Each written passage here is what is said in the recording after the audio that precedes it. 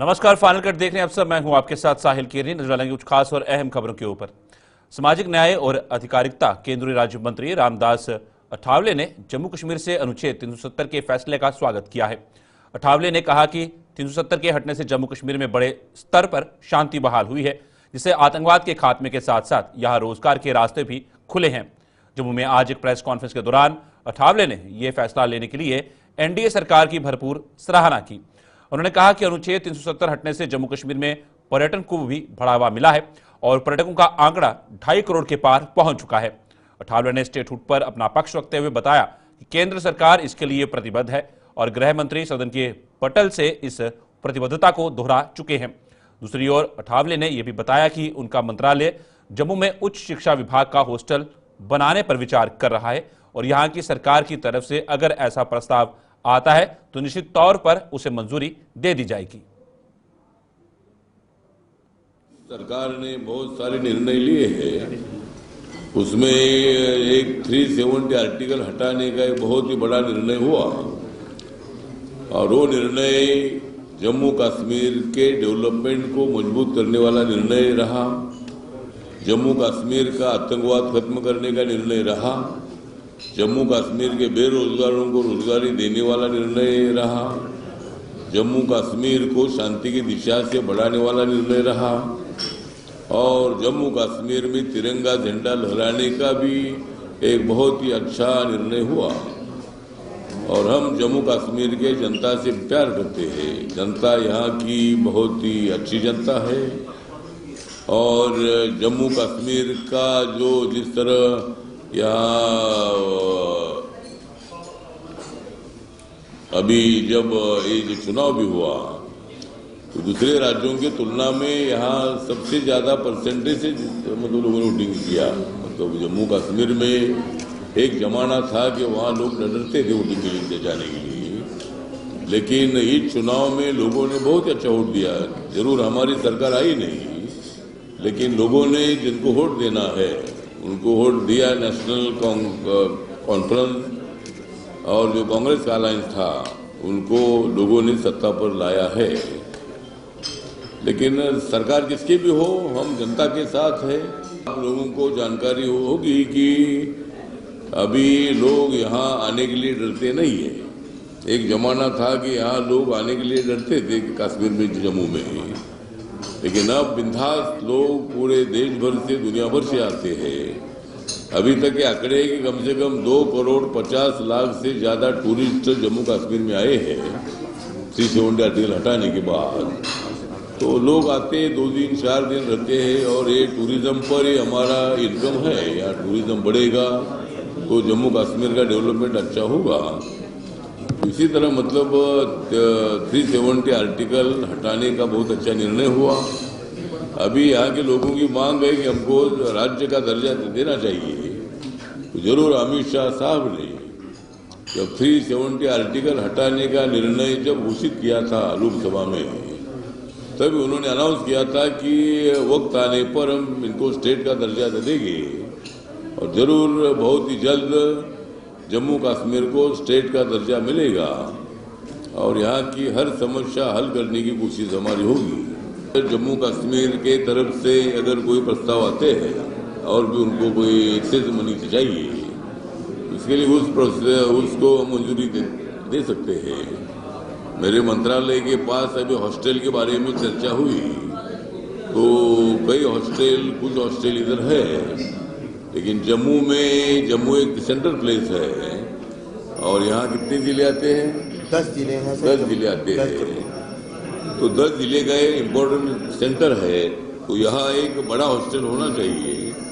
मैंने अधिकारियों को बोला है कि भाई यहाँ 250 लड़कियाँ और 250 बच्चों का एक हायर एजुकेशन वालों के लिए हॉस्टल हो।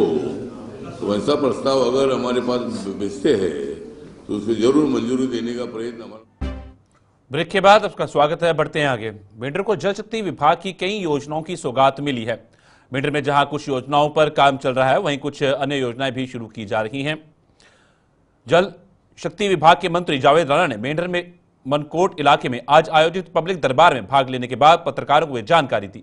उन्होंने बताया कि केंद्रीय मंत्री को मेंढर की जरूरतों से अवगत करवाया गया था, जिसके चलते उन्होंने इन योजनाओं को मंजूरी देने की हामी भर दी है।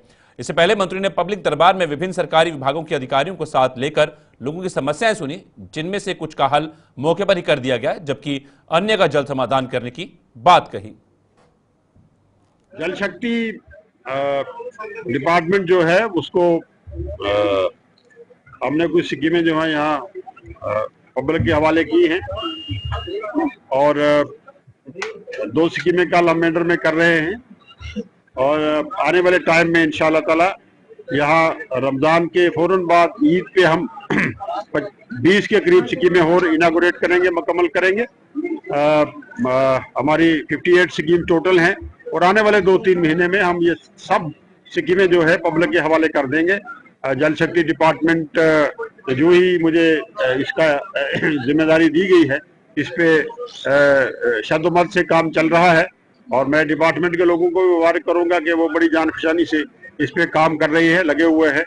कुछ हमारे लिए प्रॉब्लम्स आ रही हैं क्योंकि अनकवर्ड एरिया जो हैं, इसके लिए मैंने यहाँ अपनी स्पीच में ही बता दिया है कि पिछले दिनों मेरी मुलाकात जो है उदयपुर में जल शक्ति मंत्री जो हमारे हैं हिंदुस्तान के, उनके साथ मुलाकात रही।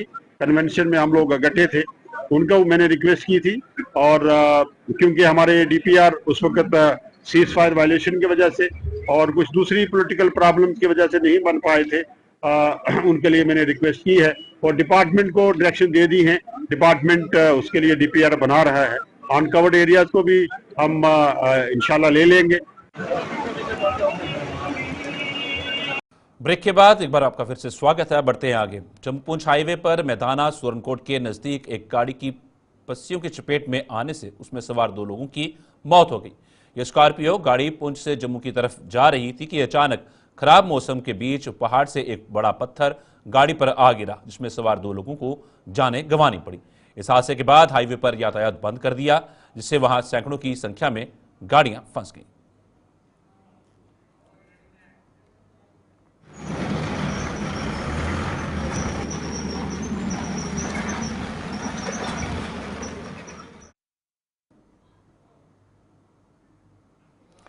किश्तवाड़ के दक्षिण में स्थित जम्मू कश्मीर बैंक में हुई चोरी के मामले को पुलिस ने सुलझा लिया है। पुलिस ने इस चोरी के 2 मुख्य आरोपियों को गिरफ्तार कर लिया है। किश्तवाड़ के एसएसपी जावेद इकबाल मीर ने बताया है कि पूछताछ में इन दोनों की पहचान मोहम्मद यासीन और बिलाल अहमद के रूप में की गई है, जिन्होंने अपना जुर्म कबूल कर लिया है। बैंक से करीब 19.5 लाख रुपए चुराए गए थे, जिनमें से करीब 14 लाख रुपए की रकम बरामद कर ली गई है। फाइनली 2 लोगों को जीरो इन किया गया, जिनके नाम मैं बताना चाहूंगा आपको। एक है मोहम्मद यासीन सन ऑफ गुलाम नबी आरो क्रोसा दक्षिण। ये मेन कॉन्स्पिरेटर जिसको आप बोल सकते हैं, इस सारी मास्टरमाइंड इस चोरी का बोल सकते हैं आप। और दूसरा है बिलाल अहमद सना मोहम्मद रमजान आरो लिद्री दक्षिण। ये दोनों आपस में रिलेशन में है, आप इनको कजन्स भी कह सकते हैं। सो इन दोनों का यासीन ने ही बिलाल को अपने साथ मिला के अपना एकम्प्लिस बना के ये चोरी को अंजाम दिया। प्लान ये काफी देर से कर रहे थे। फाइनली इन दोनों लोगों ने ड्यूरिंग इंटरोगेशन ये कन्फेस भी किया कि हम लोगों ने इतना पैसा निकाला था, जो कि 19,51,600 के आसपास था। और अभी तक मैं बताना चाहूंगा कि हमने कोई 14.5 लाख अमाउंट जो है वो रिकवर कर लिया है। और बाकी इन लोगों ने डिफरेंट ऑनलाइन गेमिंग पे, अपने खाने पीने पे और उधार वगैरह लोगों को दिया है, जिन लोगों से उन्होंने पैसा लिया था। और फर्दर इन्वेस्टिगेशन हम लोग इस केस में कर रहे हैं। और भी अरेस्ट होने के चांसेस हैं, रिकवरी भी होने के चांसेस हैं हमारे। अभी उसमें किस लोगों को, किन लोगों को उन्होंने पैसा दिया, वो भी हम लोग कर रहे हैं। फाइनली 2 लोग।